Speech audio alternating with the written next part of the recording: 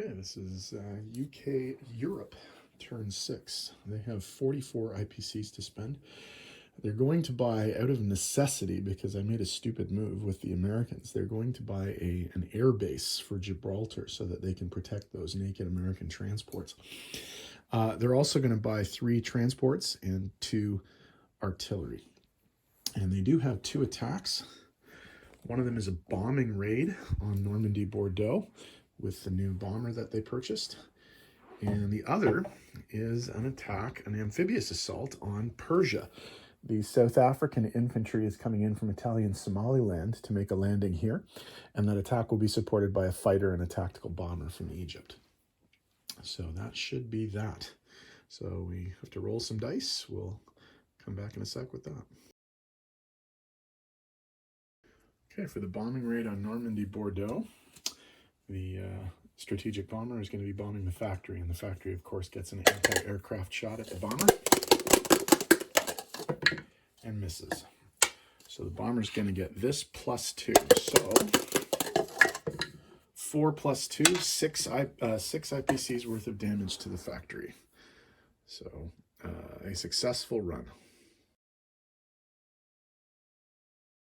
Okay, this is an amphibious landing in Persia. The British transport ship, the HMS Stalker, is dropping off 1 South African infantry, and the RAF is supporting the attack with a fighter and a tactical bomber. So we have a 1, a 3, and a 4.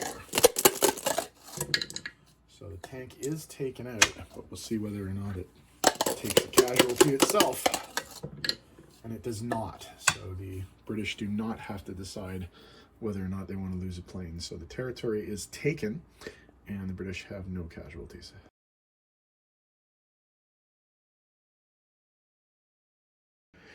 Okay, in terms of UK non-combat movements, the strategic bomber is going to land back in the UK. Surprise, surprise. 2 of the fighters from the UK are going to go down to Gibraltar to be at the new air base that's going to be placed there. In the Med, the 2 carriers and the battleship are going to move to Sea Zone 92 in preparation for either going this way or back up this way.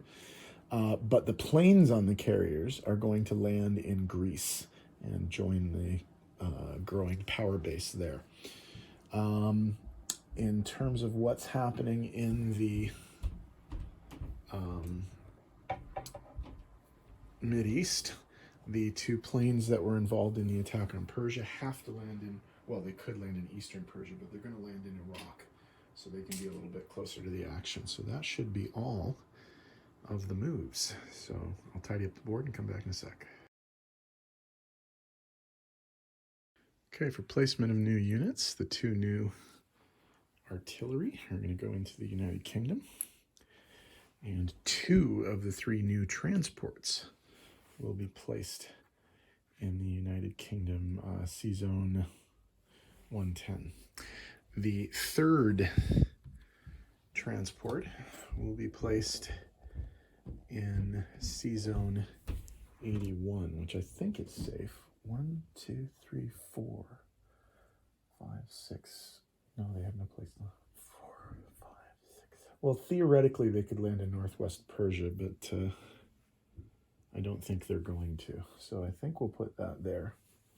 And I think that should be reasonably safe there. And then the new air base, of course, is going to go on Gibraltar to protect those boats and things.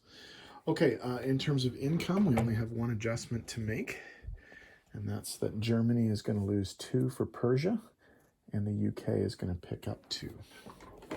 So Germany goes from 66 to 64, and the UK goes from 29 to 31. Okay. All right. So in terms of money, they finish with 31 IPCs. They're not being convoyed anywhere. And they get 3 bonuses. 1 for no Axis warships in the Med, 1 for having all of their non-African territory, and 1 for having all of their African territory. So everything is peachy keen there. So they're going to end up with 46 IPCs. for the beginning of turn 7 and as we enter the end game of the war. So the Italians are up next, and they really can't do much, so we'll see what they can contribute to the party here. So let's see.